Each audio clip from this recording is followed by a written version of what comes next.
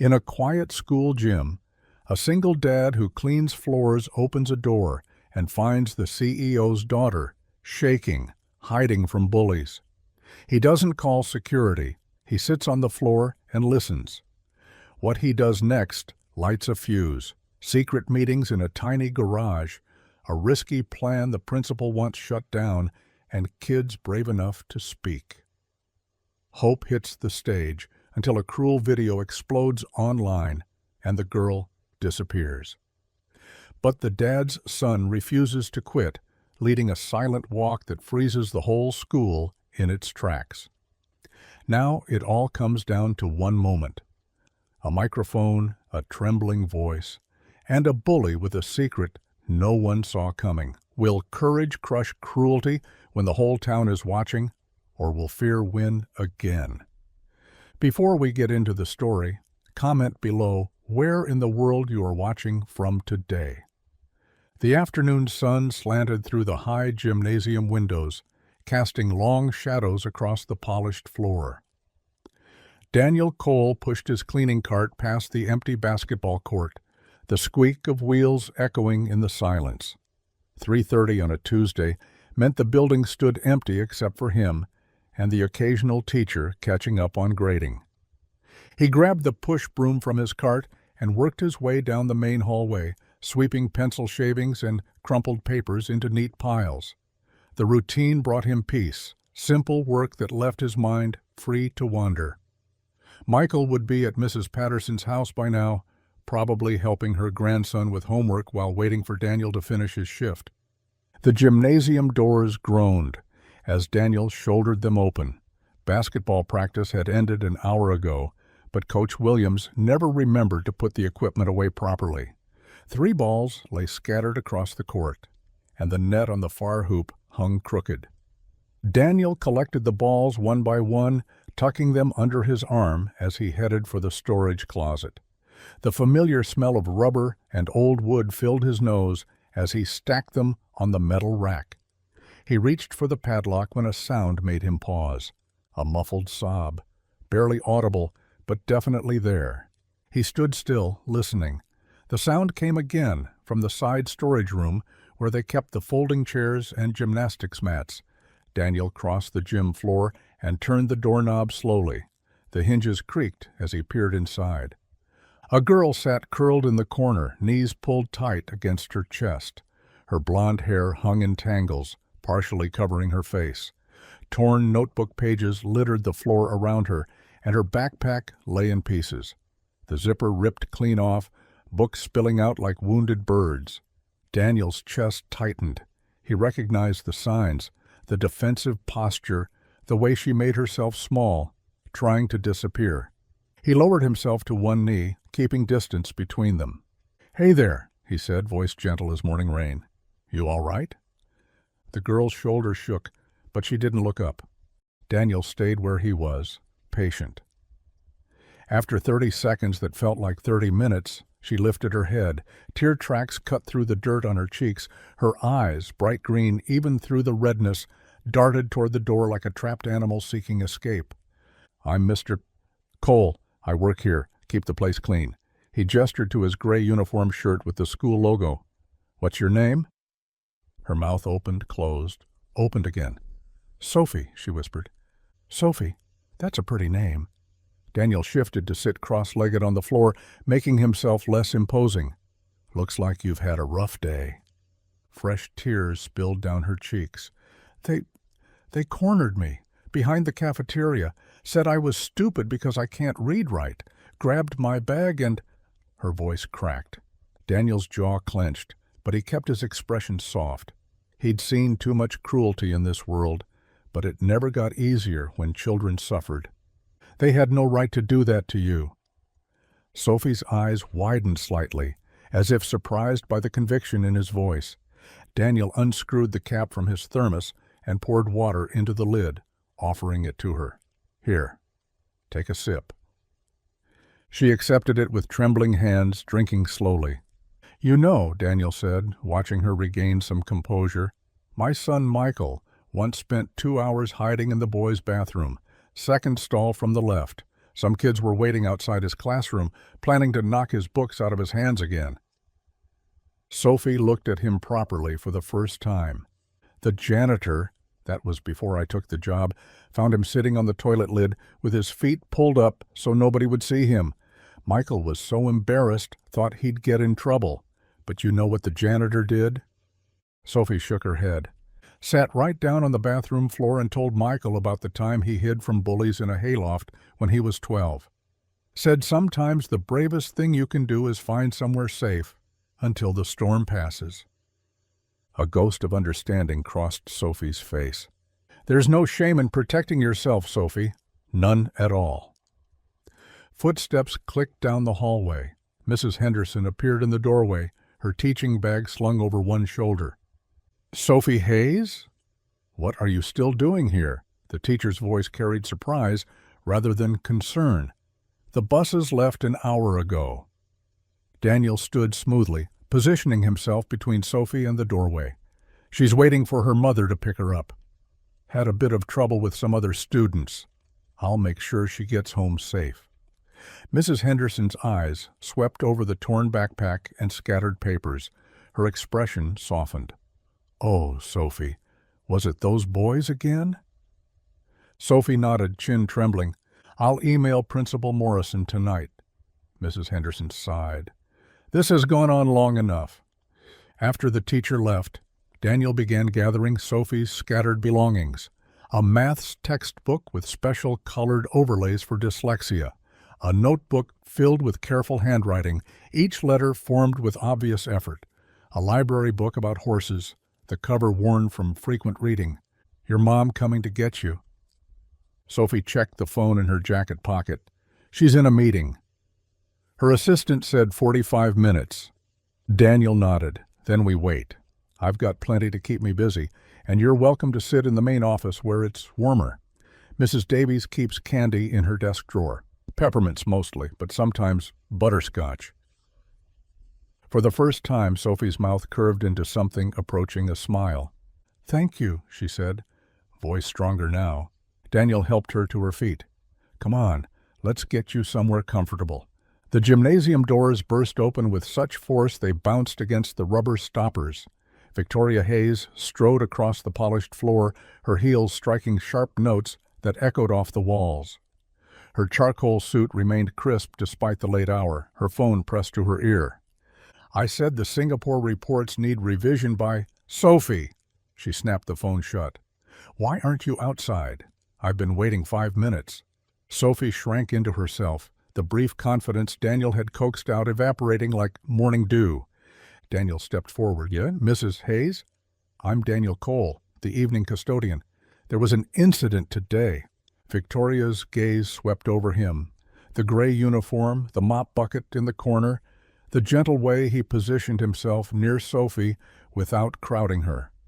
Her perfectly shaped eyebrows drew together. What kind of incident? Some students cornered Sophie after school. They destroyed her backpack and... They called me stupid. Sophie's voice came out small but clear. Because of my reading thing. The color drained from Victoria's face. She crouched in her designer heels, reaching for Sophie's shoulders. Why didn't you call me? Or text? I would have. You were in meetings. The words hung between them heavy as wet wool. Victoria straightened slowly, smoothing her skirt. Her attention shifted to Daniel, and he saw the calculations running behind her eyes. Why had her daughter trusted this stranger? What did it say about her as a mother? How long has she been here? About an hour. We waited in the main office. Mrs. Davies gave her peppermints. You stayed with her? Victoria's voice carried an edge of disbelief. Of course. Sophie moved closer to Daniel, her small hand brushing his sleeve. Mom, Mr. Cole told me about his son, how he gets bullied too. He said it's okay to hide sometimes. Victoria's jaw tightened. Her daughter, her brilliant, sensitive daughter, had found comfort from the school janitor while she'd been reviewing quarterly projections. I only felt safe because he listened, Sophie whispered, eyes on her ruined sneakers. The words struck Victoria like cold water. Her fingers flexed at her sides, manicured nails pressing into her palms. She studied Daniel properly now, the patient way he stood, the careful distance he maintained, the absence of judgment in his weathered face. "Thank you," she managed, though the words came out brittle. "I appreciate you looking after her." Daniel nodded. "Sophie's a good kid. Smart, too. Those books she carries aren't easy reads, dyslexia or not." Victoria blinked. When was the last time she'd looked at what Sophie was reading? "Come on, sweetheart." Victoria extended her hand. "Let's get you home." Sophie took her mother's hand but turned back to Daniel. "Will you be here tomorrow?" "Every day, Monday through Friday." "Promise?" Daniel smiled, the expression transforming his tired features. "Promise. My shift starts right when school ends." Sophie's grip on her mother's hand loosened slightly. "Can I say hi when I see you?" "I'd be disappointed if you didn't." Victoria watched this exchange with growing discomfort. Her daughter, shy, anxious Sophie, who barely spoke to adults, chatted with this janitor like an old friend. The ease between them highlighted something Victoria didn't want to examine too closely. "We should go," Victoria said, voice sharper than intended. "Thank you again, Mr. Cole." Daniel stepped back, giving them space. "Ma'am, Sophie, you take care now." As they walked toward the exit, Sophie glanced back 3 times. Each time, Daniel gave her a small wave. The black SUV sat alone in the parking lot, its tinted windows reflecting the setting sun. Victoria helped Sophie into the back seat, noting the torn backpack, the mud on her daughter's clothes, the way Sophie's hands still trembled slightly. She slid behind the wheel and adjusted the rearview mirror. Sophie sat curled against the window, but something was different. After previous bullying incidents, Sophie would cry the entire ride home, sometimes making herself sick with anxiety. Tonight, she gazed out at the passing trees, fingers tracing patterns on the glass. "That man," Victoria began, then stopped. What was she going to say? That it bothered her how easily Sophie trusted him? That his simple kindness had accomplished what her expensive child psychologist couldn't? "Mr. Cole's nice," Sophie said. "He didn't try to fix everything. He just sat with me." Victoria's hands tightened on the steering wheel. She commanded boardrooms, negotiated million-dollar deals, rebuilt her father's failing company from the ground up. But she couldn't protect her daughter from cruel children or, apparently, provide the comfort Sophie needed. In the mirror, she watched Sophie pull out her phone and type slowly, using the accessibility features they'd installed. A text appeared on Victoria's dashboard display. "Can we get new school supplies tomorrow?" "Of course, sweetheart. Whatever you need." Sophie nodded and returned to watching the world pass by. The golden hour light caught her face, highlighting the peace there, a calm Victoria hadn't seen in months. They drove in silence through suburban streets, past identical houses with perfect lawns. Victoria's mind churned. Tomorrow she had the Tokyo conference call, the factory inspection, lunch with potential investors. But her daughter had hidden in a storage room today, and a janitor, a complete stranger, had been the one to make her feel safe. The SUV's engine purred as they turned into their gated driveway. In the rearview mirror, Sophie's reflection overlapped with Victoria's own, and for the first time, she wondered what her daughter saw when she looked at her mother. The pasta water bubbled on Daniel's stove, steam fogging the small kitchen window. Michael sat at the scratched wooden table, math homework spread before him, pencil tapping against his teeth. "How was your day?" Daniel asked, stirring the pot. Michael's pencil stopped moving. "Fine." Daniel turned off the burner and carried 2 mismatched bowls to the table, plain spaghetti with butter, a few slices of bread from yesterday's loaf. Simple but filling. "Just fine?" Michael twirled his fork, watching the pasta spin. "Tommy Matthews said my shoes looked like they came from a dumpster." Daniel sat down, studying his son's face. The boy kept his eyes on his plate. They're good shoes, broken in just right. They were someone else's first. That makes them tested, proven. Michael took a small bite. The other kids don't see it that way. They ate in silence for a moment. The kitchen clock ticked above the refrigerator, its second hand jumping with each movement. "I met a girl today at school," Daniel said. "After hours. She was hiding in the gym storage room." Michael looked up. "Why?" "Same reason you hid in the bathroom last month. Kids were cruel to her." "What did they do?" "Made fun of how she reads." Tore up her backpack. Michael's jaw clenched. He knew that particular humiliation, watching your belongings destroyed while classmates laughed. "Is she okay?" "She will be. Her name's Sophie. You might see her tomorrow." Michael shrugged, but his father caught the flash of interest in his eyes. "She in my grade?" "Fifth, I think. Like you." "Sophie Hayes? The new girl with the fancy lunchbox?" Daniel nodded. "Everyone says her mom owns half the town." Michael pushed pasta around his bowl. "Kids hate her for it." "Kids hate what they don't understand, or what makes them feel small." Daniel reached across the table, ruffling his son's hair. "When did you get so wise?" "Must have picked it up from someone."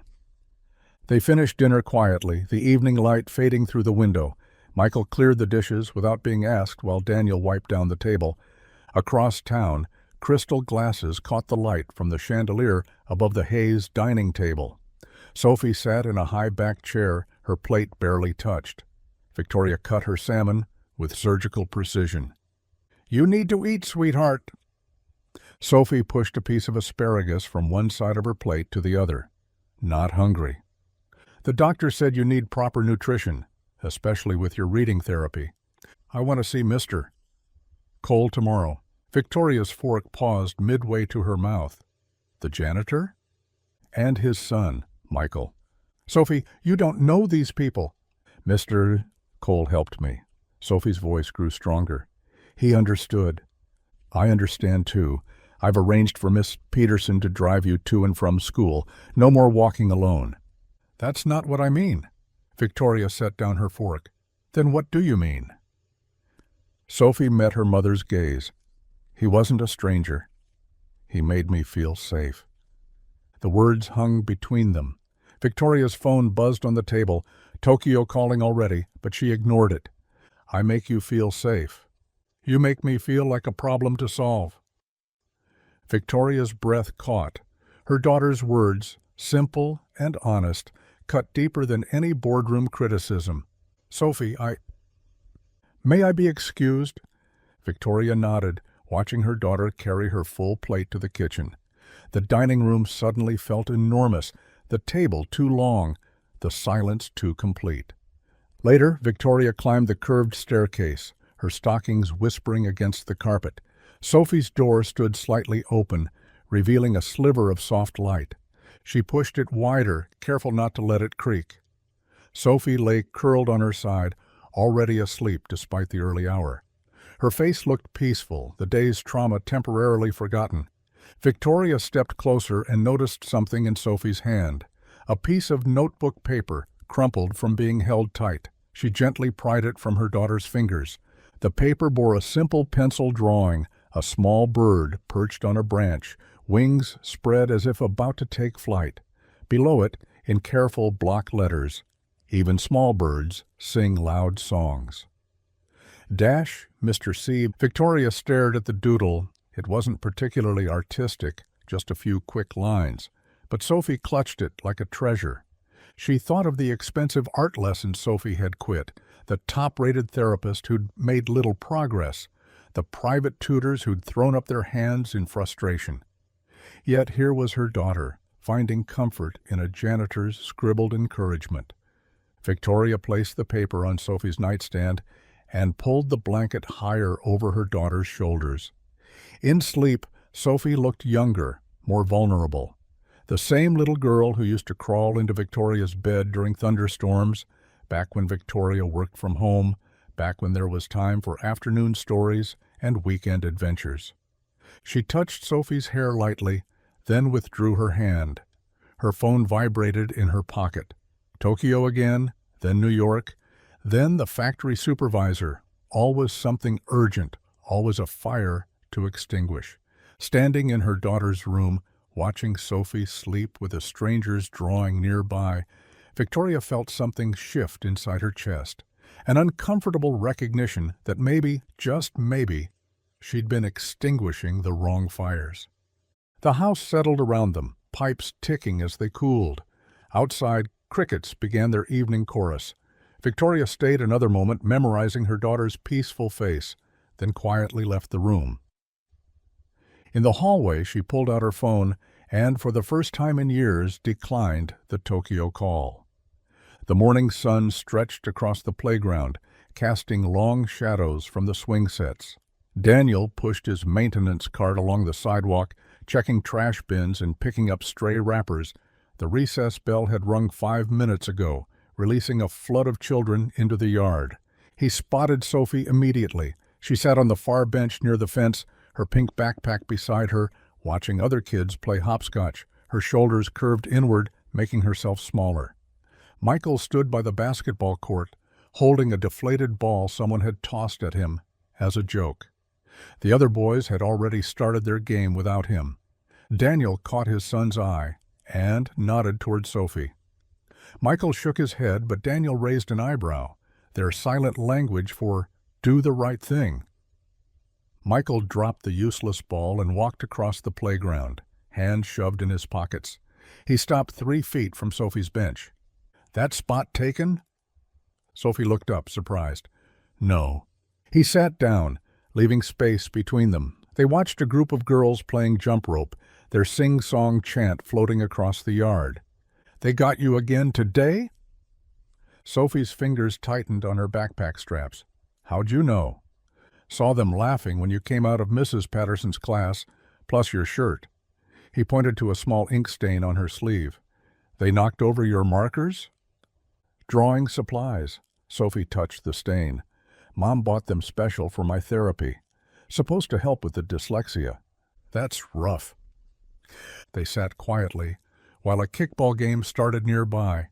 "Your dad told me about your mom," Sophie said finally. Michael kicked at the dirt. 2 years ago. Cancer." "I'm sorry." "Me too. About the bullies, I mean. They've been after me since the funeral. Said I cried like a baby." "You were 9. Still. Michael picked up a stick, breaking it into smaller pieces. "They call me Charity Case now, because of the free lunch program." Sophie pulled her knees up. "They call me Princess Stupid. Princess because of Mom. Stupid because—" "You're not stupid." "I can't read right." Letters jump around. "So? I can't throw a football. Doesn't make me less of a person." Sophie smiled slightly. "Your dad says stuff like that." "All the time. Character matters more than capability. He's got 1,000,000 of them." "Mom just says to ignore them, like that's possible." "Dad says turn the other cheek, but keep your eyes open."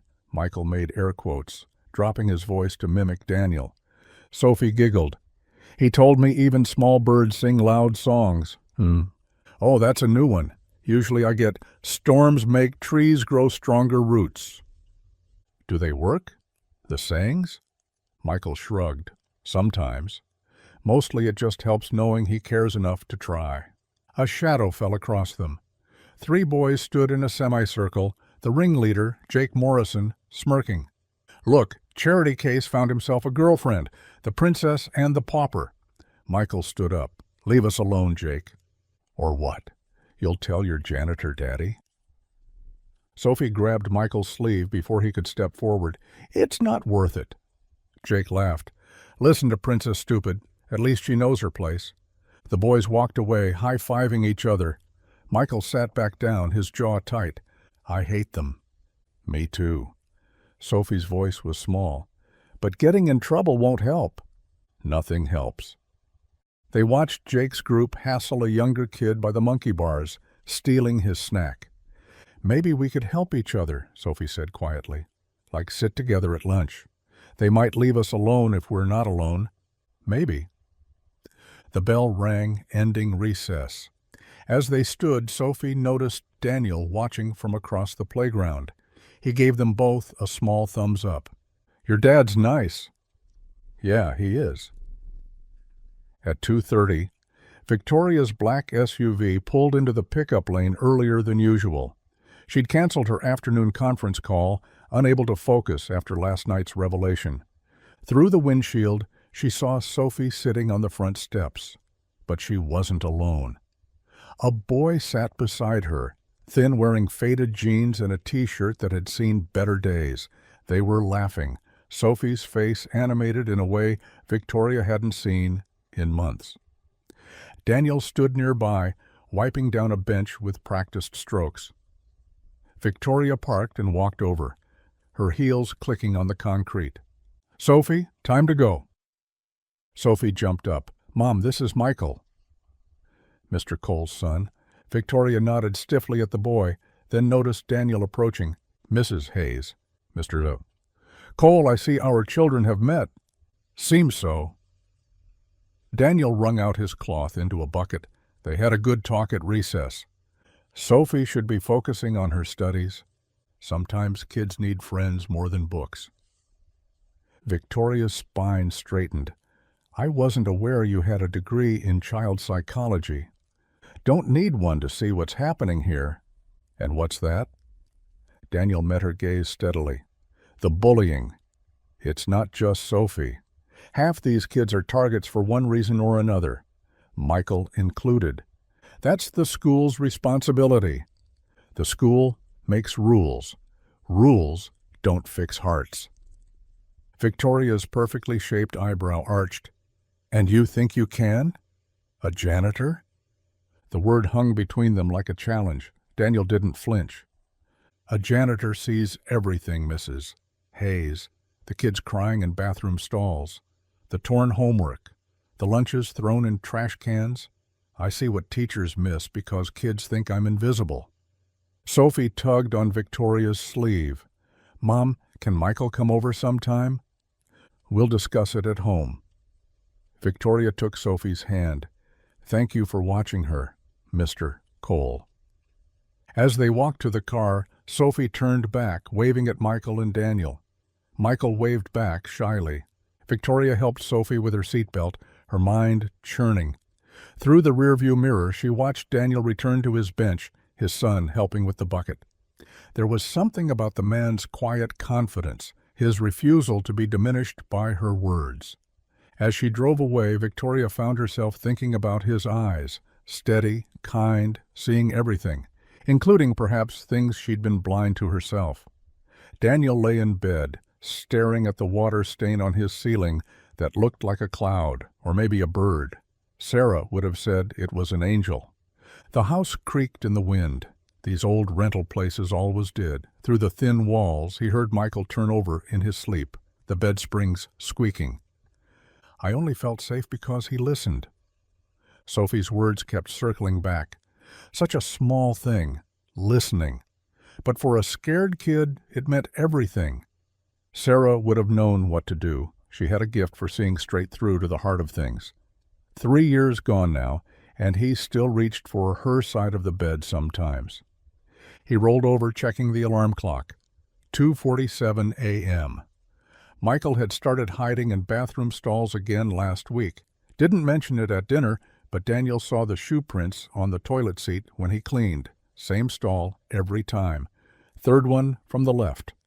The bullying was getting worse. Not just for Michael or Sophie.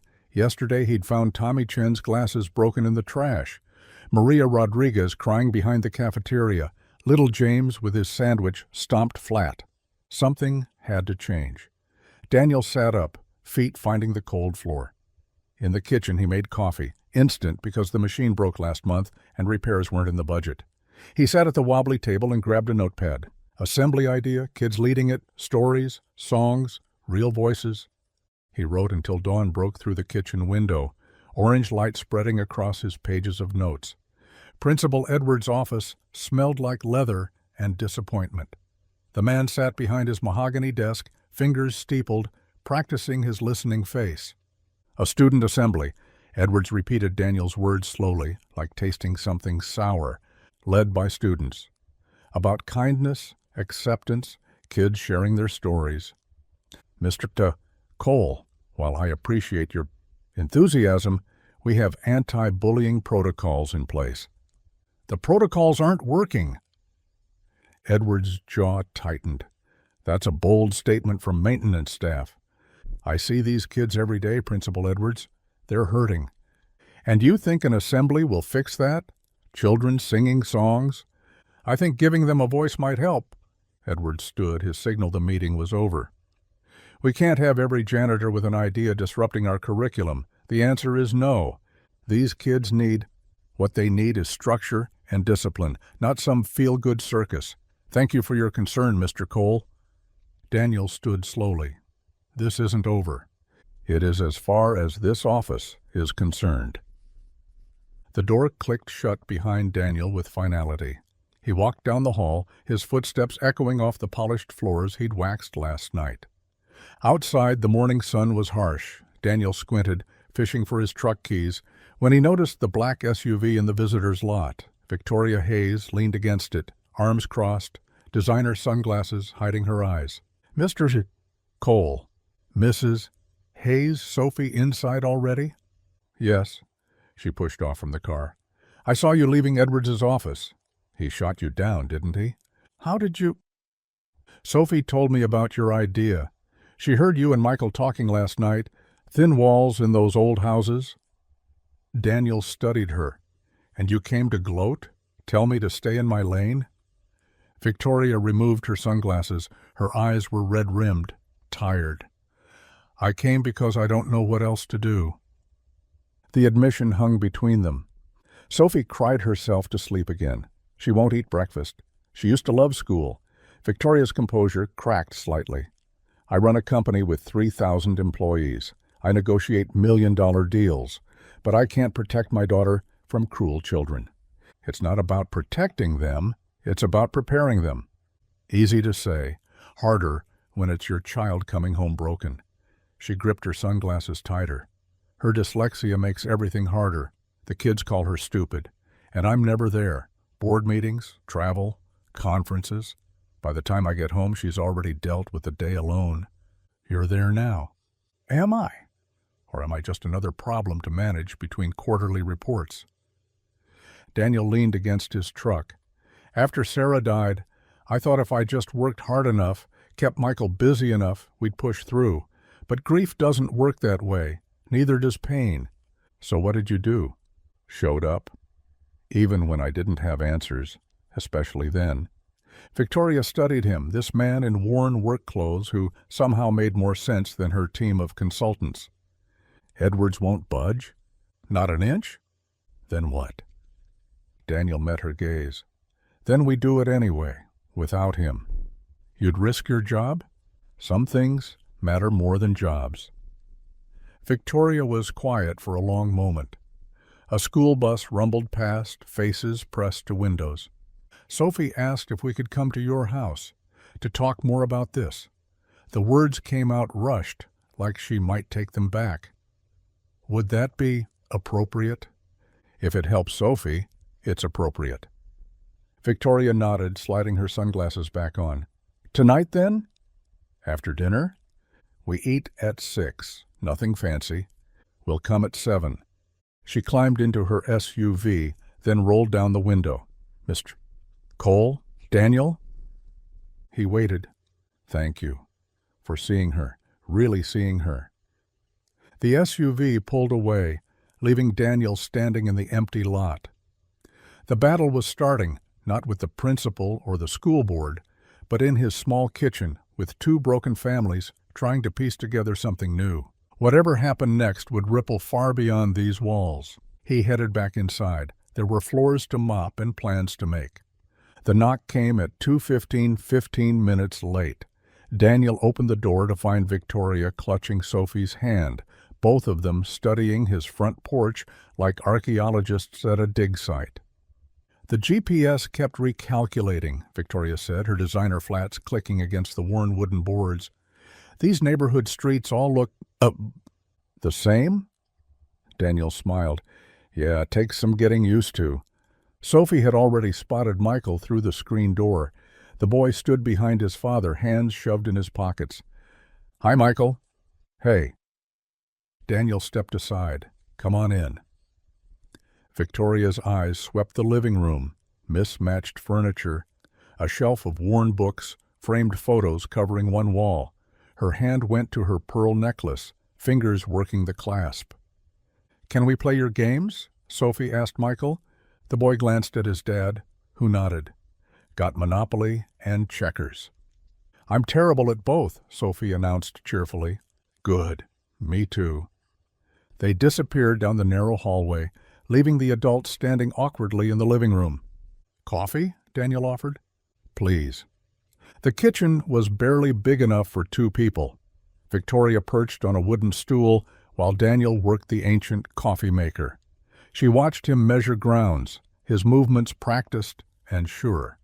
"Sophie seems comfortable here." "Kids usually are, less to break."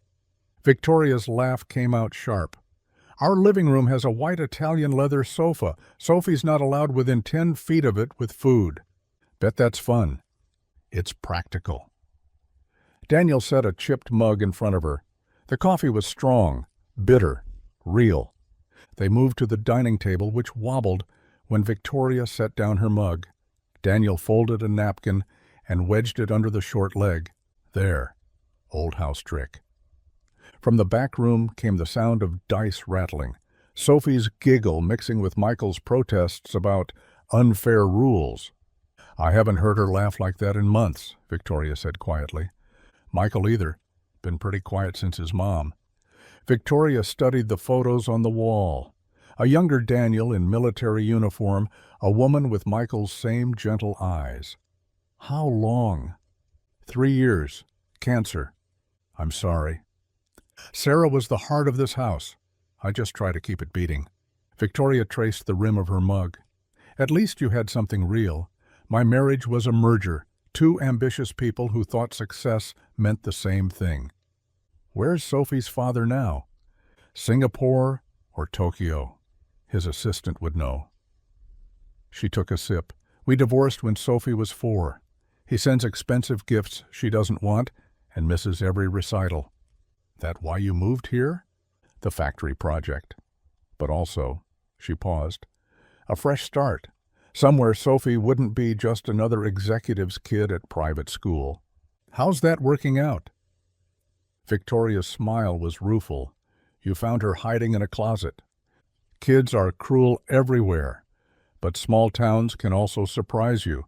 Through the doorway, they could see the children bent over the game board. Sophie was explaining something with elaborate hand gestures while Michael listened intently. "She doesn't do that with other kids," Victoria said. "Talk so freely." "Michael sees her. Not her struggles, not her money, just Sophie." "Is that what you meant? About children needing to feel seen?" Daniel refilled her mug. "After Sarah died, people kept bringing casseroles, saying they understood. But Michael didn't need understanding. He needed someone to sit with him while he missed his mom." "So you sat?" "Every night. Sometimes we talked, sometimes we just existed in the same space." Victoria was quiet for a moment. "I scheduled Sophie therapy sessions, hired tutors, bought every dyslexia aid on the market." "But did you sit with her?" The question landed gently but firmly. Victoria's shoulders sagged. "I don't know how." "My parents. Achievement was love in our house. Straight A's meant affection. Success meant approval. That why you climbed so high?" "Maybe. But somewhere along the way I forgot why I was climbing." Michael appeared in the doorway. "Dad, can we have cookies?" "Bottom shelf, buddy." "Share." The boy grabbed the package and disappeared again. "Your idea," Victoria said suddenly. "The assembly." "You really think it would help?" "I think kids are braver than we give them credit for. They just need permission to be brave. Edwards won't give that permission. Then we create our own space. Start small, build momentum." Victoria leaned forward. "A grassroots movement?" "If you want to use corporate speak. I know about building movements. market penetration, stakeholder buy-in. This isn't a business, Victoria. No, but the principles apply. You need allies, a clear message, measurable outcomes. Daniel studied her, this woman shifting from vulnerable to strategic in seconds. You want to help? I want Sophie to stop crying at night. That's not the same thing, isn't it? Before Daniel could answer, Sophie appeared, clutching a checker piece. Mom, we need to stay longer. Michael's teaching me his special strategy. Sophie, we should, please? Both children stood in the doorway now, a united front. Victoria glanced at Daniel, who shrugged. I was planning spaghetti anyway. Nothing fancy. Can we, Mom? The word yes seemed to physically pain Victoria, but she managed it. The children whooped and ran back to their game. I should help with dinner, Victoria offered. You know how to cook? I can learn. As Victoria's SUV pulled away hours later, Daniel stood on his porch. Through the rear window, he could see Sophie animated, telling her mother something that required both hands to explain. He understood why Victoria kept checking her mirrors, looking back at his small, warm house. Sometimes the smallest spaces held the most room for healing.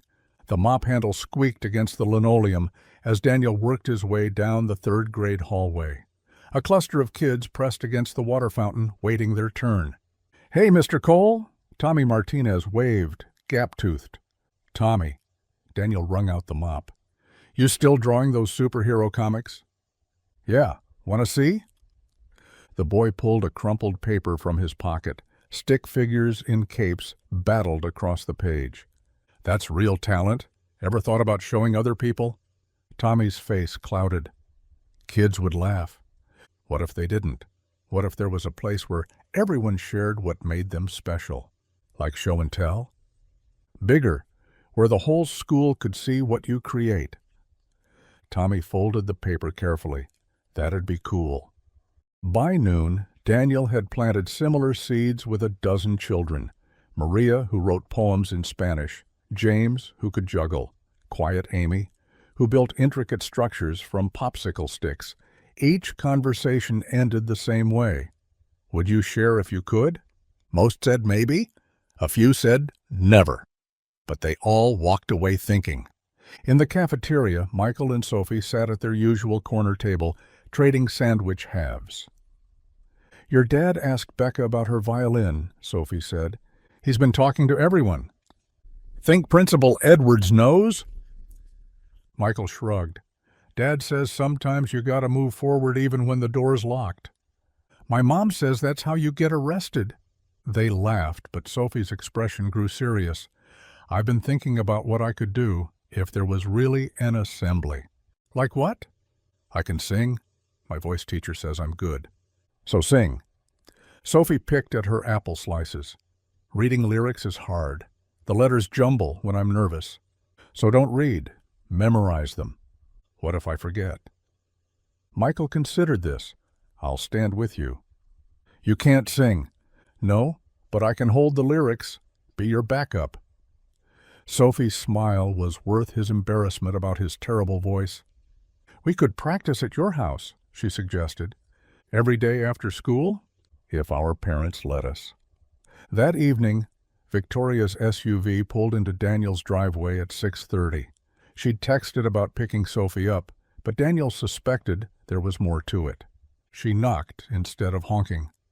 They're in the backyard, Daniel said, leading her through the house. In the small yard, Michael and Sophie had constructed something between a fort and a stage from old pallets and a tarp. Their voices carried through the kitchen window. Sophie's clear and strong, Michael's an enthusiastic mumble. She's been talking about this concert idea nonstop, Victoria said. It's catching on. Kids are curious. Edwards will shut it down. Maybe. But momentum's building. The back door opened, and Mrs. Chen from next door appeared with a covered dish. Daniel! I made too much lasagna again. She noticed Victoria. Oh, hello. Mrs. Chen, this is Victoria Hayes, Sophie's mom. The older woman's face brightened. Your girl has the voice of an angel. Heard her practicing. Thank you. Mrs. Chen set the dish on the counter. You joining us for Thursday dinners? Daniel never cooks enough for himself. Thursday dinners? Neighborhood thing, Daniel explained. Everyone brings something. Kids play. Been doing it for years, Mrs. Chen added. Started after Daniel's Sarah passed. We take care of our own here. Victoria watched the easy familiarity between them, the casual intimacy of shared grief and regular kindness. After Mrs. Chen left, Victoria stood at the window watching the children. Your neighbors just drop by? Small town thing. In Chicago, I lived in the same building for 5 years. Never learned anyone's name. That sounds lonely. It was efficient. Daniel pulled plates from the cabinet. Stay for dinner. Mrs. Chen's lasagna is legendary. We shouldn't impose. Mom! Sophie burst through the door. Michael and I figured out our song. Can we show you? Michael followed, cheeks red. It's not ready. It's amazing, Sophie insisted. Please? Victoria glanced at Daniel, who nodded toward the living room. The children positioned themselves by the coffee table. Sophie straightened her shoulders. Michael held a wrinkled paper, though Sophie didn't look at it. Her voice started soft, uncertain. Then it grew, filling the small room with unexpected power. The song was simple, something about standing tall when the world pushes you down. Michael mouthed the words, ready to prompt her, but she didn't need him. When they finished, Victoria's eyes were wet. That was beautiful, baby. Sophie beamed. We want to do it at Dad's. Mr. Cole's concert. It's not my concert, Daniel corrected. It belongs to everyone willing to share. Can we, Mom? Please? Victoria's executive mask slipped. If it happens, yes. The children celebrated with a complicated handshake they'd obviously been practicing. Later, after lasagna and homework, after Sophie had hugged Michael goodbye twice, Victoria lingered on Daniel's porch. You're really doing this? Building something from nothing. Daniel pulled a small notebook from his pocket, pages covered in messy handwriting, lists of names, songs, ideas. Kindness concert, Victoria read. That's what you're calling it? Unless you have a better name. She studied the pages. You'll need a venue. Sound equipment, permissions. I'll figure it out. Or you could accept help. Daniel looked up. I know about organizing events, building coalitions, making things happen despite resistance. This isn't a corporate takeover. No, but maybe it needs someone who knows how to navigate systems. Daniel closed the notebook. Partners, then? Victoria extended her hand, CEO firm. Partners. As her SUV disappeared into the darkness, Daniel reopened his notebook. Next to kindness concert, he added V. Hayes, logistics. Change was coming. He could feel it in the whispered excitement of children, in Sophie's brave voice, in Victoria's unexpected offer. Sometimes revolutions started with a mop and a notebook. Sometimes they started with a song. The transformation started with a text Daniel sent to 3 parents. By Thursday, his garage held 12 people. He'd borrowed folding chairs from the church, their metal legs scraping concrete as parents shifted uncomfortably. A speaker from the school's Lost and Found crackled in the corner. Michael had strung Christmas lights, the only ones they owned, across the ceiling beams. Thank you for coming, Daniel started, standing near his workbench. I know this seems strange. A mother in scrubs spoke first. My son hasn't gone to recess in 2 weeks. Hides in the library. Mine too, another parent said. The stories tumbled out like water through a broken dam. Carlos, 9 years old, sat pressed against his father's side. They laugh at how I talk. Say I sound stupid because English isn't... His voice cracked. English is your second language, his father finished. Nothing stupid about speaking 2 languages. A girl named Keisha twisted her braids around her finger. They say I'm too dark, that I look dirty even when I'm clean. Her mother's jaw tightened. Michael shifted in his chair. Daniel nodded at him, gentle encouragement. After Mom died, kids whispered everywhere I went. Called me the dead mom kid. Said I probably killed her being born wrong. The garage went silent except for the speaker's hum. Sophie sat beside Victoria in the corner, both of them still in their expensive clothes that marked them as different. Victoria had tried to dress down, but everything she owned screamed money. "Sophie?" Daniel prompted softly. "Only if you want to." Sophie's hands trembled. "I can't read right. Letters jump around, mix up. Teachers think I'm lazy, but I try so hard my head hurts. Kids call me the stupid rich girl, say my mom's money can't buy me a brain." Victoria's breath caught. She reached for Sophie's hand, but her daughter had more to say.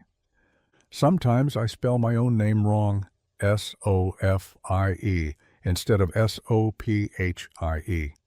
They laugh and laugh and laugh." Tears ran down Victoria's cheeks. All those tutors, all that therapy, but she'd never heard Sophie explain it like this, never understood the daily humiliation. "You're brave," Keisha whispered to Sophie, saying it out loud. "We're all brave," Daniel said. "Being here proves it." The second meeting drew 20 people. Word spread through whispered playground conversations and careful parent texts. Daniel introduced confidence exercises he'd learned in the military, simplified for children. "Stand like you deserve to be here," he demonstrated. "Shoulders back, eyes forward. Not aggressive, just present." The kids giggled at first, then tried it seriously. "When someone says something cruel," Daniel continued, "you don't have to fight. You don't have to run. You can just stand. Be unmovable." They practiced in pairs, one child saying something mild, "Your shoes are ugly," while the other stood firm, breathing steady. By the third meeting, Michael and Sophie had claimed a corner for rehearsal. Their voices collided more than blended, Michael consistently off-key, Sophie rushing certain verses. Again, Sophie insisted after another fumbled attempt. "We're terrible," Michael groaned. We're learning." Victoria had started arriving early, helping Daniel arrange chairs. She brought better speakers the fourth night, claiming she'd found them in storage. Daniel didn't mention the price tag still attached. "Industrial coffee maker," she said the fifth night, hauling in a box. "For the parents." "This is a garage, not a conference center." "Could have fooled me." She gestured at the growing crowd. They worked in comfortable rhythm, Victoria efficient with logistics, Daniel natural with people. She handled supplies while he handled hearts. After meetings, when parents collected sleepy children, Victoria lingered. Sophie would curl in the back seat of the SUV, dozing, while Victoria and Daniel sat on his porch steps. "I never knew," she admitted one night, "about Sophie. I thought buying her the best tutors meant I was helping." "You were. Just not the way she needed. All those specialist appointments, she'd come out quiet, and I thought that meant progress. Sometimes quiet means drowning." Victoria pulled her knees to her chest, looking nothing like a CEO. "My parents were poor. I swore my kid would have everything. Turns out everything isn't enough. Love is enough, and you love her fierce." "Do I? Or do I love the idea of her, the successful daughter of a successful woman?" Daniel let the question hang. Cricket song filled the silence. "She told me yesterday she dreams in music now," Victoria continued, "since starting with Michael. Says the notes make more sense than letters." "Maybe that's her language." "I spent $40,000 on reading specialists. Your son taught her more in 2 weeks with a garage rehearsal?" "Michael didn't teach her. He stood beside her. Different thing." On the sixth night, Sophie and Michael performed their duet for the garage group. Sophie's voice soared, while Michael provided steady, if imperfect, harmony. The song was about standing tall, about voices joining to become stronger. Carlos's father wiped his eyes. Keisha's mother filmed on her phone. When they finished, the applause echoed off concrete walls. Later, after everyone left, Sophie sleepy in the car, Victoria turned to Daniel. "She told me something tonight." Daniel waited. Said she finally feels like she belongs somewhere. Not at school, not even at home. Here, in your garage with Christmas lights and folding chairs. Victoria's voice broke. She turned away, but Daniel saw her shoulders shake. "Hey!" She shook her head, unable to speak. From the SUV, Sophie's sleepy voice called, "Mom?" Victoria composed herself, CEO, quick. But before walking to the car, she squeezed Daniel's hand. "Thank you for giving her somewhere to belong." She hugged Sophie tightly when she reached the car, holding on like she'd never let go. Daniel watched them drive away, then looked back at his garage. 25 folding chairs, Christmas lights, a second-hand speaker, a borrowed coffee maker. A revolution. The principal showed up 15 minutes before they opened the gym doors. "This is unauthorized use of school property." Edwards stood rigid in his pressed suit, clipboard in hand. Daniel kept adjusting microphone stands. "The gym's available for community rental after hours.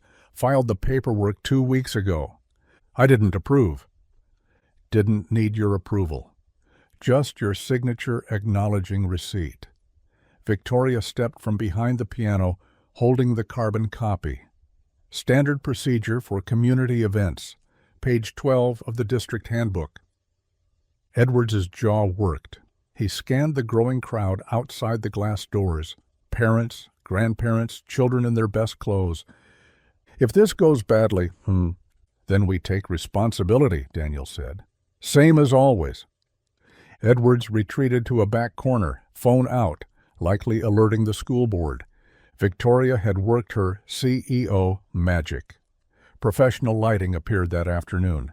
The sound system came from her company's conference equipment. The banner, "Kindness Always Wins," stretched across the stage in hand-painted letters, created by the garage meeting kids. 7 o'clock came fast. Daniel opened the doors. They'd expected maybe 50 people. Within 20 minutes, the bleachers groaned under the weight of 200. Teachers arrived still skeptical. Parents who'd never attended school events filled the back rows. Kids who'd been bullied sat with kids who'd done the bullying, uncomfortable proximity creating its own tension. Daniel took the microphone. No fancy introduction, just truth. "We're here because our kids are hurting, because silence hasn't worked, because telling them to ignore it hasn't worked. Tonight, they're going to show us another way." First up, Timothy Chen, 8 years old, with a poem about his stutter. "When I speak, you laugh at the broken sounds, but I have words inside, but beautiful words waiting. Jay, just waiting for you to stop laughing long enough to hear them." His voice grew stronger with each line. By the end, he wasn't stuttering at all. The gym held its breath, then exploded. Timothy's father, usually stoic, stood first, tears streaming. Maria Santos, 11, danced to her grandmother's favorite song, "No Words Needed." Her body told the story of loss, of memory, of love surviving death. When she finished, she whispered into the microphone, "For Abuela, who said dancing makes sadness lighter." Child after child took the stage. Some sang, some spoke. Marcus Johnson showed drawings about feeling invisible. Keisha Williams played violin, squeaky but heartfelt, dedicated to everyone who sits alone at lunch. The mood shifted with each performance. Teachers who'd dismissed garage meetings as Daniel's project leaned forward. Parents who'd never known their children were suffering gripped hands. Even the bullies, those brave enough to come, sat transfixed. Then came Michael and Sophie. They walked on stage holding hands. Sophie's dress was simple, blue like a spring sky. Michael wore his father's old tie, too wide for his small frame.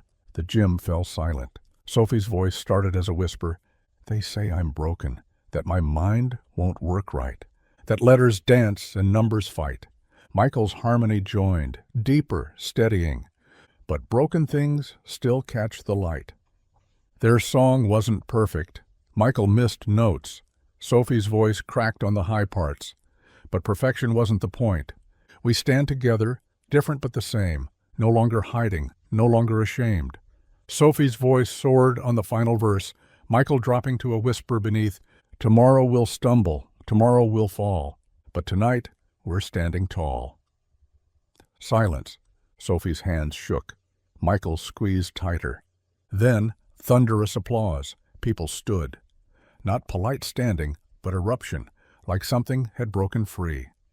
Victoria was on her feet first, mascara streaming, hands clasped over her heart. Around her, parents wept openly. Teachers Daniel had never seen emotional stood with tears on their cheeks. But the real miracle happened in the fifth row. Brad Stevens, the boy who'd torn Sophie's backpack, who'd mocked her reading, stood slowly. His mother grabbed his arm, but he shook free. He walked to the aisle, down to the stage stairs. Sophie stepped back. Michael moved forward, protective. Brad climbed the stairs. The gym held its breath. At the microphone, Brad's voice cracked. "I'm sorry. Sophie, I called you stupid. You're not stupid. You're brave. Braver than me." He turned to the crowd. "I bullied kids because I was scared. Scared if I didn't, someone would notice I can't read good either." Gasps rippled through the crowd. "I'm sorry," Brad repeated, then fled the stage. Sophie stood frozen. Then, without warning, she ran after him. The crowd watched as she caught Brad at the gym door, grabbed his hand and pulled him back, not to the stage, but to where his mother sat. Sophie hugged him quickly, then returned to Michael.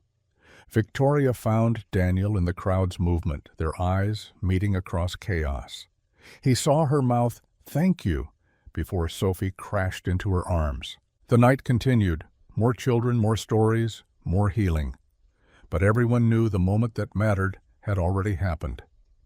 Change had begun. By the time the last child performed, something fundamental had shifted. Teachers approached Daniel with ideas. Parents exchanged numbers. Children who'd never spoken made plans for lunch tomorrow. Principal Edwards left without a word, but his assistant principal stayed, taking notes, wiping her eyes. As the gym emptied, Sophie and Michael sat on the stage edge, feet swinging. "We did it," Sophie said. "You did it. I just sang bad harmony." Perfect harmony. The morning after the concert dawned gray and cold. Daniel found Michael at the kitchen table, phone in hand, face pale. "Dad?" The video had already been shared 47 times. There was Sophie in Daniel's garage 2 weeks ago practicing. The camera caught every stumble, every misread word. But worse were the edits, slow motion on her mistakes, cartoon sound effects when she confused letters, captions reading "CEO's daughter can't even read," and "money can't buy brains." Daniel's coffee mug hit the counter hard. Who filmed this? Brad's friends, the ones who didn't come last night. By the time Sophie's car pulled into the school parking lot, everyone had seen it. She knew immediately. The stares weren't yesterday's admiring looks. These were sharper, crueler. Phones lifted as she passed. Giggles followed her steps. "Sophie, wait!" Michael caught up at her locker, but Sophie's hands shook too hard to work the combination. "Don't look at them." "They're idiots." Everyone saw it. Everyone. "So what? You were amazing last night."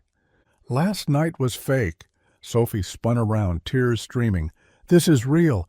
This is who I am, the stupid girl who can't read." "You're not stupid." But Sophie was already running. The girls' bathroom door slammed behind her.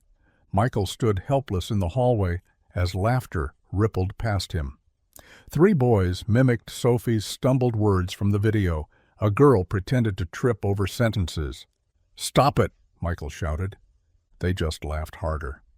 20 minutes later, Victoria Hayes's heels struck the school floor like hammers. She didn't knock on Principal Edwards' door. She shoved it open. "My daughter is hiding in a bathroom because of cyberbullying, and you're sitting here doing nothing." Edwards shifted uncomfortably. "Mrs. Hayes, the video was created off school property. It's being shared on school property right now, in your hallways. We can't control what students do on their personal devices. You controlled Daniel's assembly quickly enough. That was different. That was helping children. This is destroying one. Victoria's voice dropped dangerously low. Do something, or I'll have my lawyers explain liability to your school board. Edward spread his hands. What would you have me do? Confiscate every phone? Punish children for sharing content? That's a freedom of expression issue. Freedom to torment? I understand you're upset.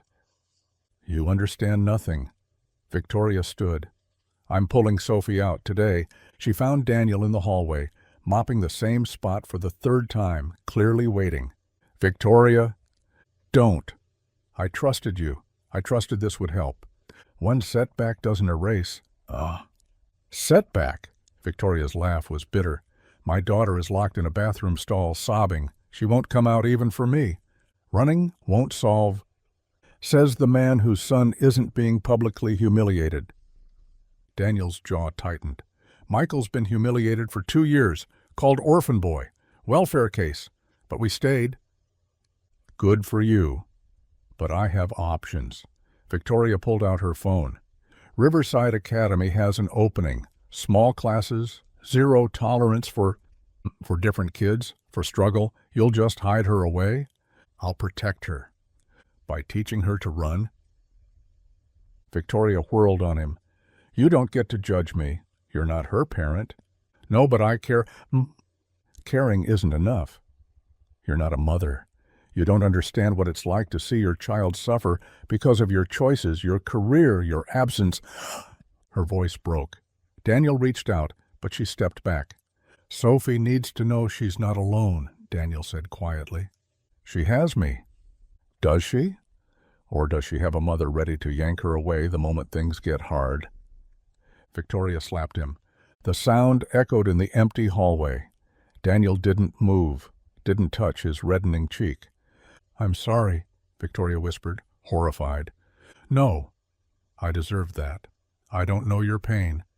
Daniel, but he was already walking away. That afternoon, Sophie finally emerged to find her mother waiting in the car. We're going home. Pack your things tonight. Riverside Academy starts Monday. Sophie said nothing the entire drive. At the Hayes mansion, dinner sat untouched. Sophie disappeared upstairs, her door clicking locked. Victoria knocked. Sweetheart, please eat something. Silence. Sophie, this is for your own good. Still nothing. Victoria pressed her forehead against the door. I'm trying to protect you. From inside, muffled. From what? From life? From cruelty. It'll follow me anywhere. Not at Riverside. They have strict policies. Stop, please. Just stop. Victoria sank to the floor outside Sophie's room, head in her hands. Across town, Michael pushed his own untouched dinner away. We have to do something. Daniel stared at his coffee, seeing Victoria's stricken face after she'd hit him. It's not our choice. Sophie's our friend. Her mother decides. Her mother's scared. Daniel looked up at his son's fierce expression. Aren't you scared? Daniel asked. Every day. But you taught me scared isn't an excuse to quit. This is different? No, it's not. Michael stood. Sophie sang last night, in front of everyone, after years of hiding, and now she's going to disappear again because some jerks made a video? What would you have me do? Fight, like you taught me. The kitchen fell silent except for the clock ticking. 2 families, 3 miles apart, drowning in the same despair. The concert's triumph felt like another lifetime. Hope, it seemed, was more fragile than any of them had imagined. The hallway stretched endlessly in both directions from where Victoria sat, her designer dress crumpled against the hardwood floor. She'd been there 2 hours. Sophie, baby, you need to eat something. Nothing. I made your favorite. That quinoa bowl from the place downtown.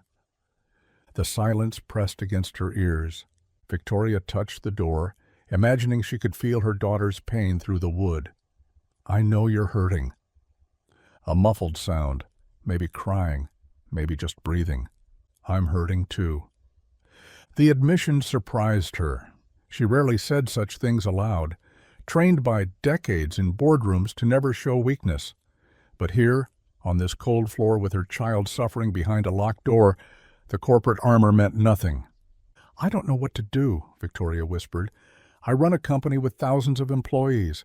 I negotiate million-dollar deals, but I don't know how to fix this for you. Her phone buzzed, 3 missed calls from Hong Kong, an urgent email about quarterly projections. She turned it face down. I keep thinking if I'd been different, better, more present. Her voice cracked. Maybe you wouldn't be going through this. Then the door remained closed.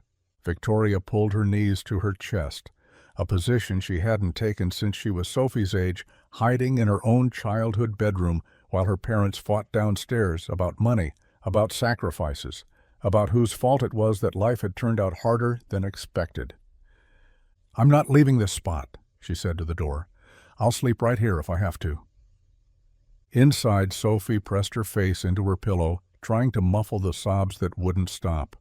Her laptop lay open beside her, the video playing on repeat, not because she wanted to watch it, but because she couldn't stop herself.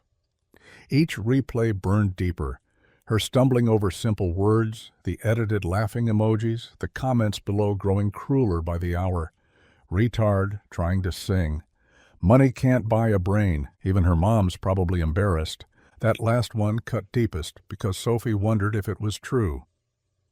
3 miles away, Daniel smoothed Michael's blanket, though the boy wasn't asleep. She's not coming back, is she? Daniel sat on the bed's edge. I don't know. The Bullies won. No. They got louder, but that's not winning. Michael turned to face the wall. Feels like winning.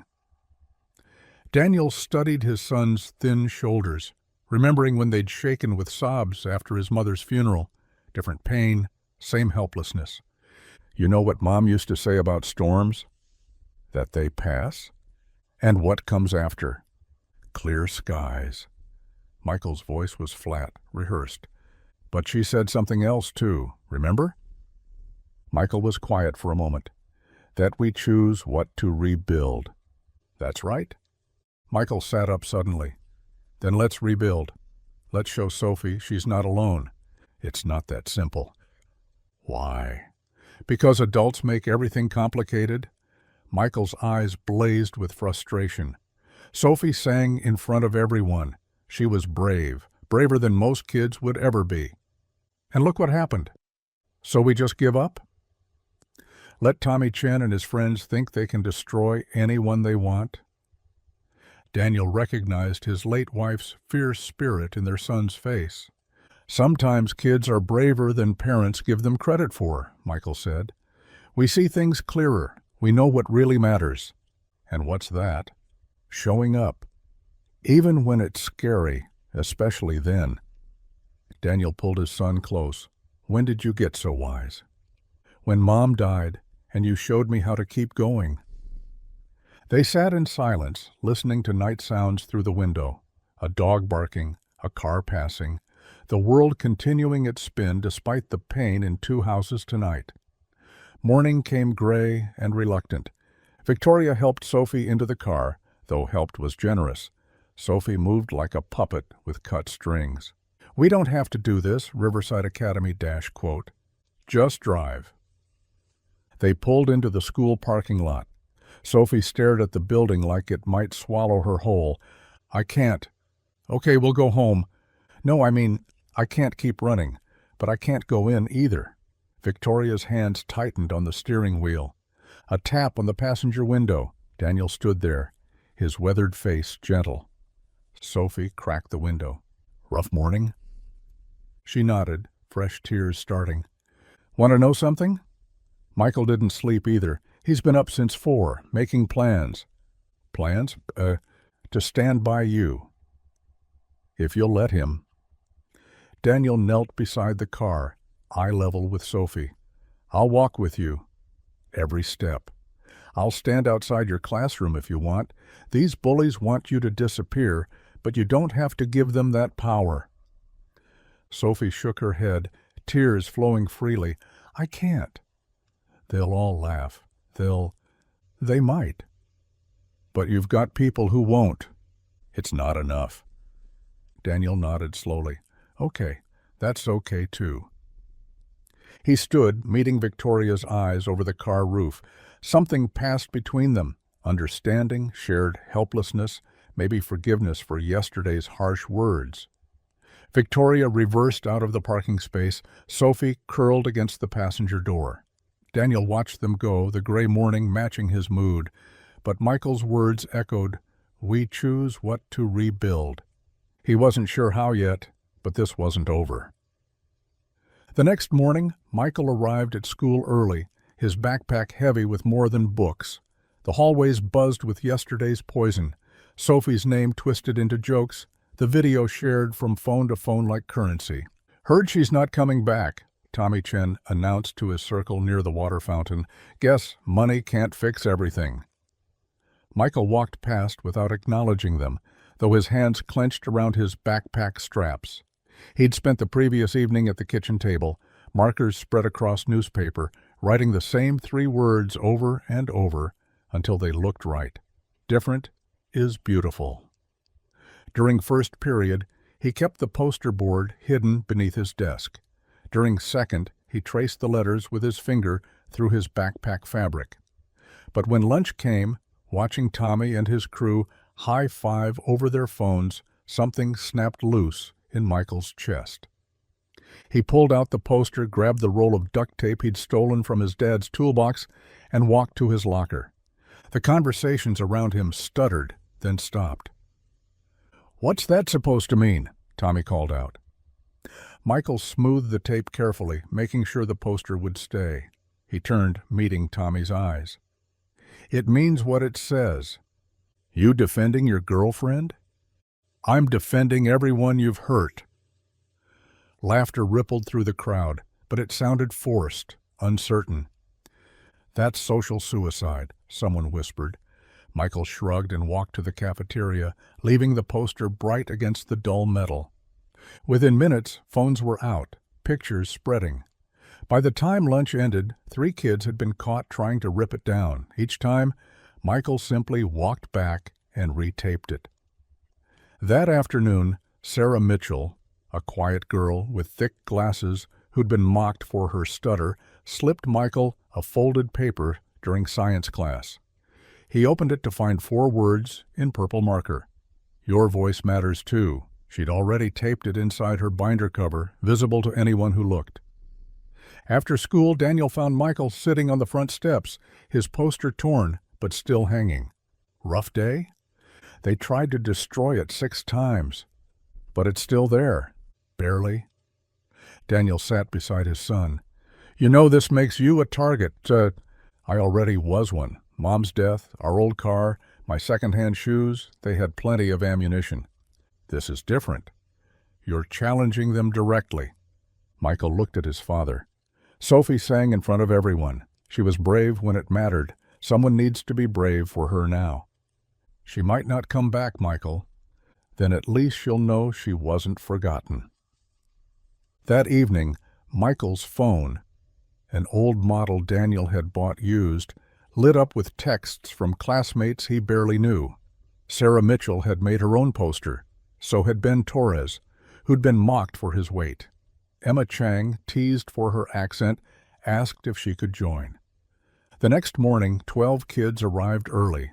They worked in silence, taping messages to their lockers, their binders, even their backpacks. Kindness is strength. Stand together.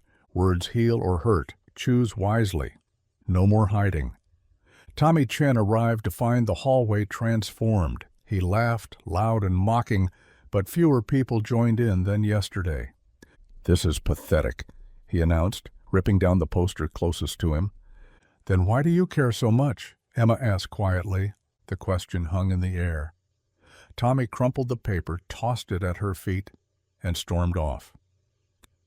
By lunch, something extraordinary happened. Marcus Williams, captain of the basketball team, taped a simple message to his team locker. Real strength protects others. When his teammates questioned him, He shrugged. My little sister has dyslexia, too. The movement had no leader, no organization. It spread the way wildfire does, one spark catching another, jumping gaps no one expected it to cross. Thursday morning, Michael stood at his locker when Sarah tugged his sleeve. "We're doing something. Lunchtime. Tell everyone you can." At 12:15, as students flooded the cafeteria, a line began forming in the main hallway. Silent, organized without words, without texts, without planning, students held papers, poster boards, notebook pages, anything with messages written in marker, pen, pencil, even crayon. They walked through the main hall, past the library, around the gym, back to the cafeteria, silent except for footsteps. Michael led without meaning to, his rebuilt poster held high. Behind him, Sarah, Ben, Emma, Marcus, and dozens more, kids who'd never spoken up, kids who'd laughed along to fit in, kids who'd been victims and stayed quiet. Teachers stepped out of classrooms, stunned. Mrs. Patterson pressed her hand to her mouth. Mr. Rodriguez nodded slowly, respectfully. The principal's door burst open. "What is the meaning of this disruption?" The line kept walking. "I'm talking to you." "Stop immediately." They didn't stop. Principal Edwards grabbed Daniel's arm as he passed with his mop bucket. "Did you organize this?" "No." "Then who did?" Daniel watched his son disappear around the corner, head high, poster steady. "They organized themselves. I want this stopped immediately." "Then stop it yourself." Edwards stormed after the silent march, shouting about suspensions, about consequences, about order. The students kept walking. Photos spread beyond the school within minutes. Parents shared them on Facebook. Local news picked them up. By evening, #SilentWalkForKindness was trending locally. Victoria saw it on her phone while Sophie ate dinner in silence. She gasped, nearly dropping the device. "What?" Sophie asked, the first word she'd spoken all day. Victoria turned the screen. Sophie stared at the images, Michael's poster, the silent river of students, the messages of support filling the hallways she'd fled. "They did this for you," Victoria whispered.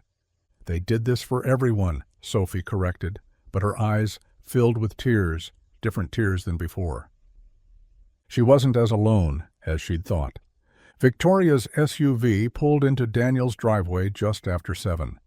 Sophie hadn't spoken during the drive, but she'd stopped hiding beneath her hood. Daniel opened the door before they could knock. Michael stood behind him, still wearing the marker stains on his fingers from making posters. "Come in, I made cocoa." The kitchen smelled like chocolate and cinnamon. Victoria noticed the mismatched mugs, the worn table, the crayon drawings Michael had made years ago still magneted to the refrigerator. It felt more like home than her marble countertops ever had. Sophie sat next to Michael. Their shoulders touched, a small gesture that would have meant nothing weeks ago but now carried weight. "I saw the photos," Victoria began, wrapping her hands around the warm mug. "The whole town saw them." "Mom wanted to pull me out," Sophie said quietly. "Private school." "Maybe homeschooling." Daniel studied Victoria's face. "What changed?" "Your son." Victoria looked at Michael, who shifted uncomfortably. "When I saw him leading that march, carrying that sign, even after they'd torn it, I realized I've been teaching Sophie the wrong lesson." "What lesson?" "That when things get hard, we leave. We buy our way into somewhere safer. We avoid instead of confront." Victoria's voice cracked. "I've been such a coward." "You're not a coward," Daniel said firmly. "You're a mother trying to protect her child. But I can't protect her from everything. And maybe I shouldn't try." Sophie's mug clinked against the table. "I don't want to be silent anymore." Everyone turned to her. When Michael walked through those halls, when all those kids joined him, they weren't silent. They spoke without words. Her voice grew stronger. "I want to speak with words." "The principal won't approve another assembly," Daniel warned. "Not after today." Victoria's jaw set, the CEO emerging, He will if I ask correctly. You mean threaten? I mean negotiate. Hayes Global Tech donates significantly to school programs. The new computer lab, the sports equipment, the music room instruments, all from our education fund. Daniel frowned. That feels like using my power for something that matters? Yes, that's exactly what it is. Michael leaned forward. We should make it official this time. Real microphones, real stage, everyone there. Everyone will include the bullies, Daniel reminded them. Good, Sophie said, surprising them all. They should hear what they've done. Victoria pulled out her phone, already typing. I'll email Edwards tonight. Request a meeting first thing tomorrow. What will you say? That my company is interested in sponsoring an anti-bullying initiative, that we'd like to launch it with a school assembly, that his cooperation would be appreciated. And if he still refuses? Victoria's smile turned sharp. Then I mentioned how interested the school board might be in knowing their principal ignored weeks of documented bullying that drove students to organize their own protests. Daniel shook his head but smiled. You're a little scary sometimes. Only when necessary. Sophie fidgeted with her cocoa mug. I want to speak at the assembly. The kitchen fell quiet. Sweetheart, Victoria started, you don't have to... Yes, I do. They shared that video of me. They made me feel worthless, but I'm not worthless. She looked at Michael. We could do it together, like the concert but with words this time. Michael nodded immediately. We'll write it together too. Over the next hour they outlined plans. Daniel would help the kids craft their message. Victoria would handle Edwards and logistics. The assembly would happen Friday. 5 days to prepare. The next morning, Victoria arrived at school 30 minutes before first bell. Edwards kept her waiting 15 minutes, a petty power play she noted for later. His office smelled like coffee and disappointment. Mrs. Hayes, about yesterday's disruption. Mr. Edwards, I'm here to discuss an opportunity. She laid out her proposal with surgical precision. Hayes Global Tech would sponsor a comprehensive anti-bullying program. Monthly workshops, counselor training, peer support groups, all beginning with a launch assembly. This sounds expensive, Edwards hedged. For you? Free for me? Consider it an investment in the community where my employees' children learn. And if I decline? Victoria leaned back. Then I imagine the school board will wonder why you rejected full funding for a program addressing the exact issues that led to yesterday's spontaneous protest. The protest that's been covered by 3 news outlets, by the way. Edwards' face flushed. When would this assembly occur? Friday. That's very short notice. The bullying didn't give my daughter notice either. By lunch, Edwards had sent an all-school email announcing Friday's special assembly on building a kinder community. That afternoon, Sophie and Michael spread their papers across Daniel's living room floor, draft after draft, crossing out lines, starting over. It needs to be honest, Sophie insisted. But not vengeful, Daniel coached. We should name what happened, Michael added. Not the people, but the pain. Victoria watched it from the doorway as Daniel knelt between the children, guiding without controlling, shaping their raw emotions into something powerful. Thursday night, Sophie practiced in front of the bathroom mirror, hands shaking. We'll do it together, Michael promised, squeezing her shoulder. Sophie nodded, gripping her note cards tight. They would do it together. The gymnasium hummed with nervous energy. Parents clustered near the bleacher walls, whispering. Students filled row after row, some slouching with practiced indifference, others sitting rigid with anticipation. Teachers stood at the ends of each section, arms crossed, ready to quell any disruption. Daniel walked to the microphone at center court. No podium, just him in his janitor's uniform, the same one he wore every day. Good morning, his voice carried without shouting. We're here because something's broken in our school. Not the building, I'd know about that, a few chuckles. Something harder to fix, the way we treat each other. He stepped back. People braver than me will explain it better. Victoria rose from the front row. Her heels clicked across the polished floor, the same shoes that had announced her arrival weeks ago when she'd found Sophie with Daniel. But her posture was different now, softer somehow. She reached the microphone and adjusted it with steady hands. "My name is Victoria Hayes. Some of you know me as the CEO of Hayes Global Tech. But today I'm here as Sophie's mom." She paused, scanning the crowd. "And as someone who failed." Whispers rippled through the parents section. I thought success meant never showing weakness. I taught my daughter to be strong, meant being silent about struggles. When she was diagnosed with dyslexia, I hired the best tutors, bought every learning aid, threw money at the problem. Her voice caught. But I never asked how she felt, never saw her hiding in bathroom stalls during lunch, never knew she cried herself to sleep.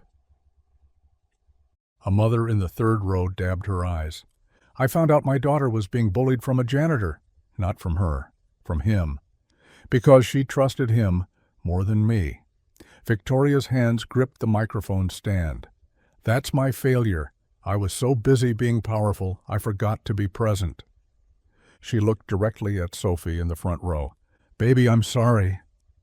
For every time I said toughen up instead of talk to me. For every night I worked late instead of asking about your day. For teaching you that different meant less than, when different is what makes you extraordinary." Victoria stepped back from the microphone, voice breaking. "Thank you for being braver than your mother." The gym held its breath as she returned to her seat. Then Sophie stood, Michael beside her. They walked to the microphone together, hands brushing, but not quite holding. Sophie unfolded her paper with trembling fingers. The microphone caught every crinkle. "My name is Sophie Hayes." Her voice barely carried past the first few rows.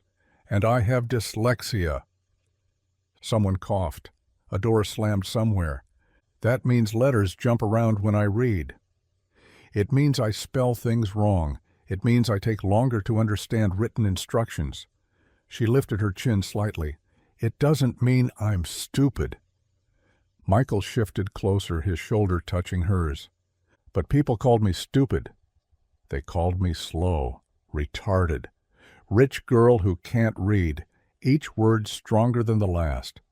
They ripped my backpack, threw my lunch in the trash, made videos of me struggling." In the fifth row, a boy sank lower in his seat. "I wanted to disappear." Some days I tried to. I hid in closets, in bathroom stalls, in the gym storage room where Mr. Cole found me. Sophie's voice steadied. "I was ashamed of my brain, ashamed of needing help, ashamed of being me." She set down the paper. "But I'm not ashamed anymore." The gymnasium fell completely silent. My dyslexia makes me work harder. It makes me more creative.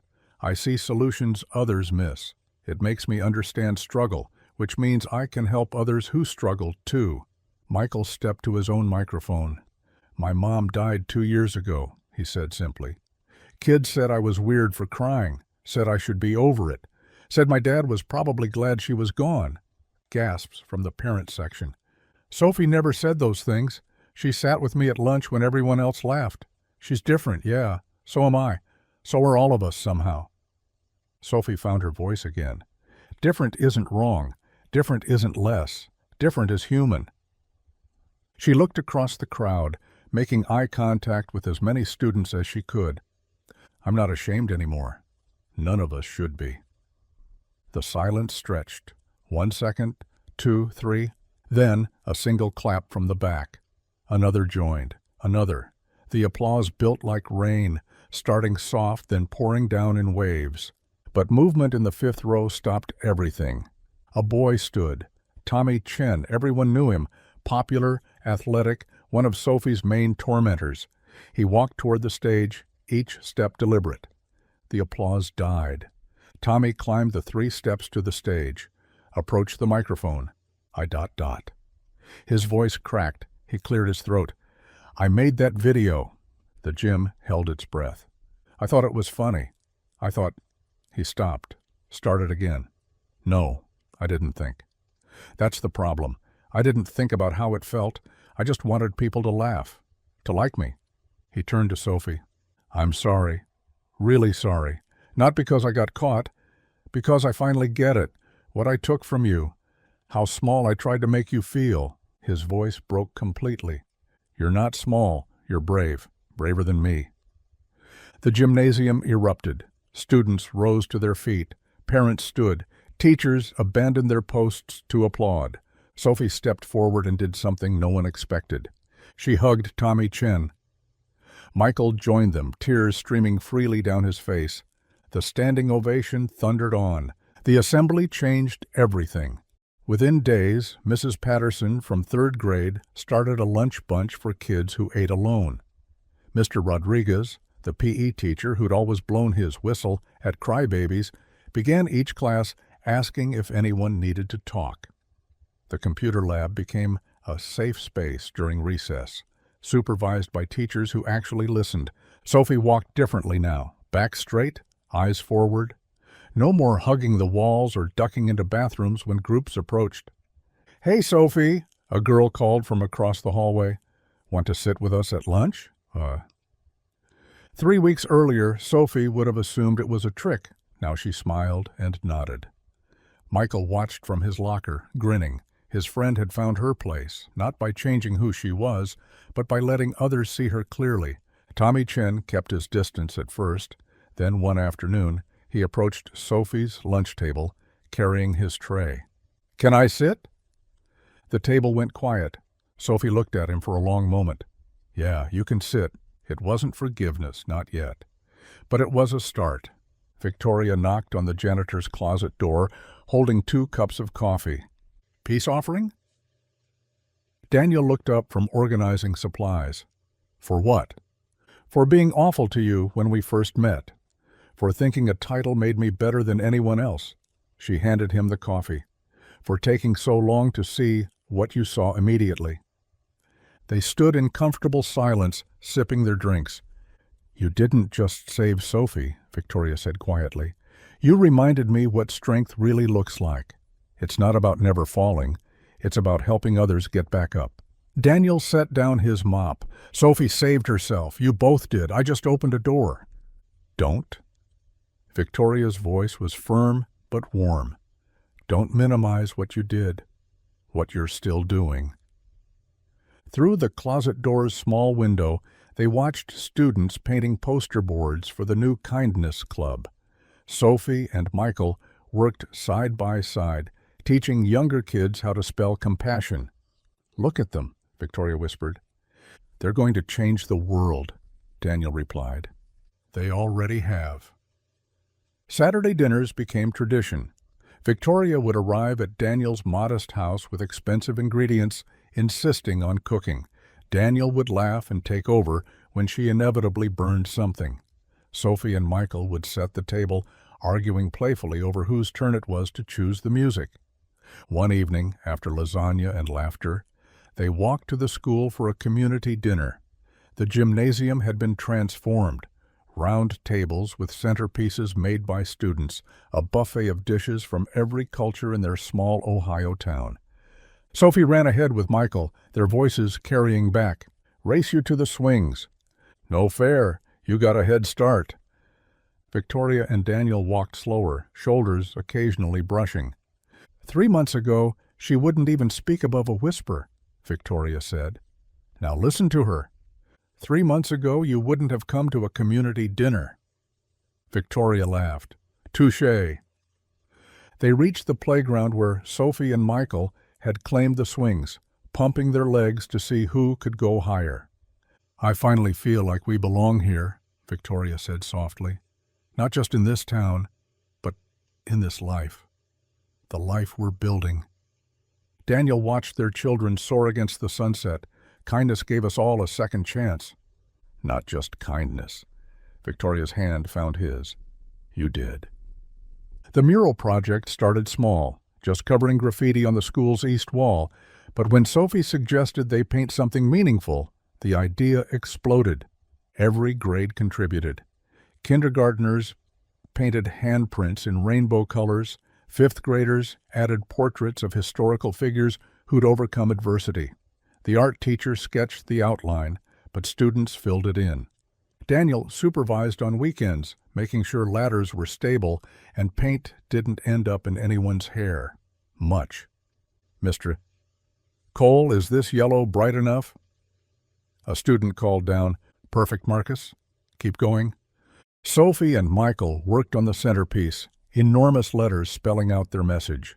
Sophie painted the K in kindness, her tongue poking out in concentration. Michael handled the W in wins, adding small flourishes to each letter. You're going outside the lines, Sophie teased. That's called artistic expression, Michael shot back, flicking paint at her. She shrieked and retaliated. Soon both were covered in specks of blue and gold. Victoria arrived with lunch for everyone, her designer jeans and old t-shirt a far cry from her usual power suits. She surveyed the chaos, children everywhere, paint on everything, laughter echoing off walls. It's perfect, she said. Daniel appeared beside her, paint smudged on his cheek.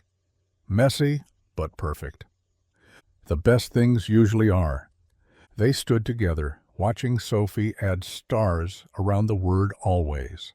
Michael painted hearts near wins. Other children added their own touches, flowers, suns, birds in flight. Tommy Chen painted a small I'm sorry in the corner. When Sophie saw it, she added I forgive you underneath. The sun set slowly, casting golden light over their work. The mural wasn't finished. It would take weeks more, but the foundation was there, bright and bold against the brick. Dad, Michael called. Come paint something. You too, Mom, Sophie added. Victoria and Daniel exchanged glances, then picked up brushes. They worked side by side, adding their own small marks to something much larger than themselves. This was just the beginning, for their children who'd found their voices, for a school learning to heal, for a community choosing connection over division. And perhaps, Daniel thought, as Victoria laughed at paint in his hair, for two wounded hearts learning to trust again. Sophie and Michael stood back to admire their work, paint-covered and beaming. Kindness always wins, blazed across the wall in letters 3 feet tall. It was more than a mural. It was a promise. If you enjoyed the story, I hand-picked this next story that you will enjoy. Please don't miss this one. Click here to watch it.